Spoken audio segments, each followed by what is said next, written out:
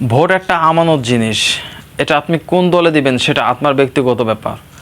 তবে একটা জিনিস মনে রাখতে হবে যে ভোটটা এটা আপনার জন্য একটা আমানত হয়ে গেল। এমন মনে না হয় যে আপনি আমানতের খেয়ানত করতেছেন, অযোগ্য ব্যক্তিকে আপনি যোগ্যতার চেয়ারে বসাচ্ছেন। এটা করলাম একটা কিয়ামতের আলামত, অর্থাৎ আপনি কিয়ামতের অপেক্ষা করতেছেন। যারা অযোগ্য ব্যক্তিকে আপনি যোগ্যশীল ব্যক্তির জায়গায় বসাচ্ছেন। আপনার ইচ্ছা, আপনার ন্যায় ইনসাফ যে ব্যক্তির দ্বারা হবে আপনি তাকে ভোট দেবেন। সে জয়যুক্ত হোক বা বিজয় হোক বা সে পরাজয় হোক, সেটা কোনো ব্যাপার না।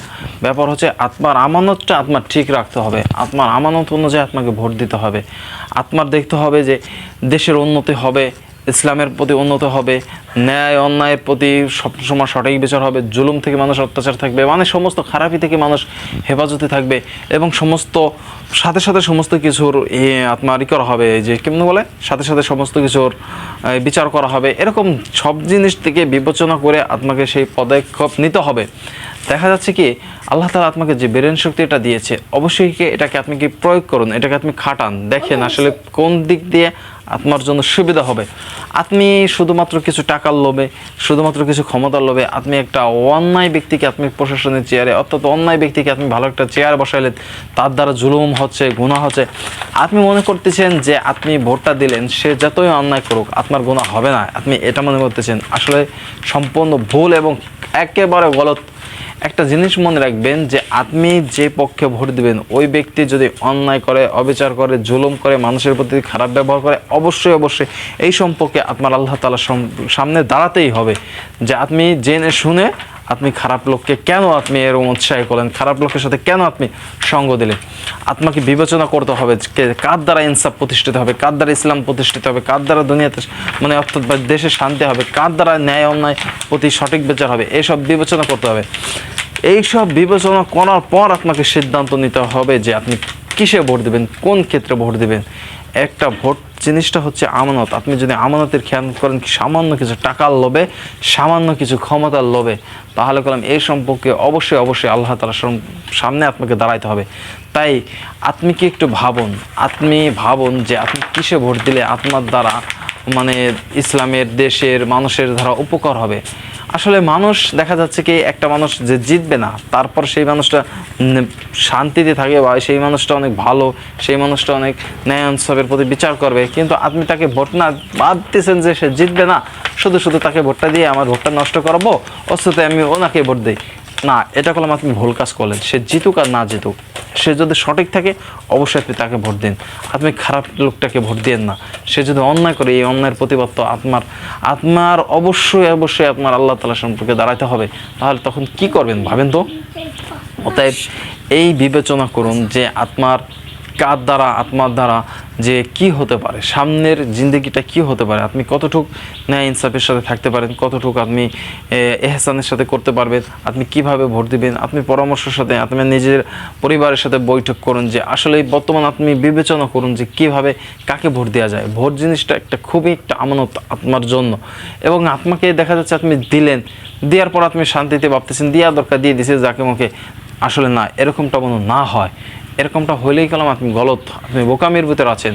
কেননা আপনাকে অবশ্যই অবশ্যই এর খেসারত আপনাকে দিতেই হবে। অর্থাৎ একটাই কথা, আপনি হাতে দিন আর না দিন সেটা কোনো বিষয় না। বিষয়টা হচ্ছে আপনাকে দেখতে হবে ইনসাফের প্রতি, যে কে ইনসাফ করবে।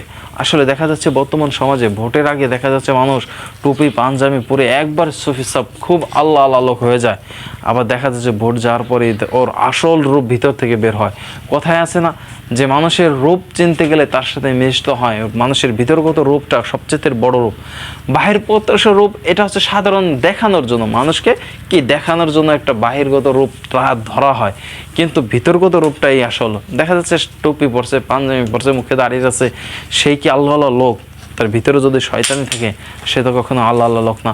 অর্থাৎ আল্লাহ আল্লাহ লোক হতে গেলে ভিতরে অন্তরের এখলাসটাকে আল্লাহর সাথে রাখতে হয়। তো ঠিক এইভাবেও এই ভোটের আগে মানুষ অনেকভাবে মানুষকে ভালো দিক দেখাবে, মানুষকে অনেক সুবিধার দিক দেখাবে, মানুষকে অনেক কিছু দেখাবে।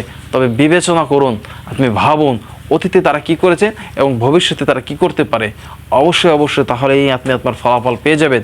যে শুধু মানুষের বাহিরের রূপ দেখে আমি কখনো বিবেচনা করব না যে এই লোকটি ভালো, শুধুমাত্র তার বাহিরের ভালোটা দেখে আমি বিবেচনা করব না, তার অন্তরের খবর জানতে হবে, তার মূল অতীতের খবরগুলো জানতে হবে যে আসলে তিনি অতীতে কেমন ছিল আর ভবিষ্যতে কেমনটা করবে। এইগুলো বিবেচনা করুন, তাহলেই আপনার জেহেনের ভিতর চলে আসবে, আপনার মাথার ভিতর চলে আসবে আপনি কিসে ভোট দেবেন। অর্থাৎ ভোট জিনিসটা একটা আমানত, আপনি আমানতের সাথে খেয়ানতের ব্যবস্থা করেন না। আপনি যদি এই খেয়ানতটা করেন অবশ্যই অবশ্যই আল্লাহ তাআলার সামনে আপনার দাঁড়াতেই হবে। অতএব যে ব্যক্তির দ্বারা আপনার দেশকে স্বাধীন করছে, যে ব্যক্তির দ্বারা দেশের সুন্দর হবে, যে ব্যক্তির দ্বারা ইসলামের সুন্দর হবে, যে ব্যক্তির দ্বারা অসহায় মানুষের প্রতি ভালো হবে, যে ব্যক্তির দ্বারা দেশের উন্নতি হবে, সেই ব্যক্তিকে আপনার যোগ্যশীল চেয়ারে বসান। অযোগ্য ব্যক্তিকে আপনার যোগ্যশীল চেয়ারে বসে কিয়ামতের অপেক্ষা করিয়ান না। আপনাদের প্রতি আপনারাই জুলুম করিয়ান না। আপনারা নিজেদের প্রতি নিজেরাই অভাব টেনে আনেন না, দুর্দিন টেনে নেন না। নিজেরাই একটু বিবেচনার সাথে ভোটের দিন হচ্ছে, ভোটের আগেই থেকে এখন থেকে বিবেচনা করুন যে কোন ব্যক্তিকে ভোট দিলে আসলে দেশ এবং ইসলাম এবং আমি এবং সমস্ত মানুষগুলো শান্তিতে থাকতে পারবে, ইনসাফের পথে চলতে পারবে, সঠিক পথে চলতে পারবে। এই বিষয়ে অবশ্যই অবশ্যই আপনাকে খেয়াল করতে হবে। আর নয় দুর্নীতি, আর নয় হিংসা, আর নয় মারামারি, আর নয় দুর্দেশ, এইগুলো সব বাদ দিন। নতুন করে দেশ গড়ুন, নতুন করে দেশের প্রতি অগ্রসীল হন। কিভাবে আসলে কোন দিকটায় ইসলাম কি বলে, ইসলাম কার কথা বলে, ইসলাম কোন পক্ষে ভোট দিতে বলে। আসলে ইসলাম কোনো দিন, কোনো তারিখ এবং কোনো মানুষকে নির্দিষ্ট করে বলে নাই যে ওই লোককে ভোট দাও। ইসলাম বলে এটা যে তোমরা যার দ্বারা দেশের মানুষের ইসলামের প্রতি হবে, যার ভিতরে দেখবা ইখলাস মোত্তাকি এবং যার ভিতরে দেখবা ন্যায় অন্যায়ের প্রতি সমস্ত কিছু আছে, ওই সব ব্যক্তিকে ভোট দাও। যার দ্বারা দুর্নীতি বাড়বে, অতীতে যারা দুর্নীতি করছে, এইসব ব্যক্তিকে অযোগ্যশীল চেয়ারে তোমরা যোগ্যশীল বসাইও না।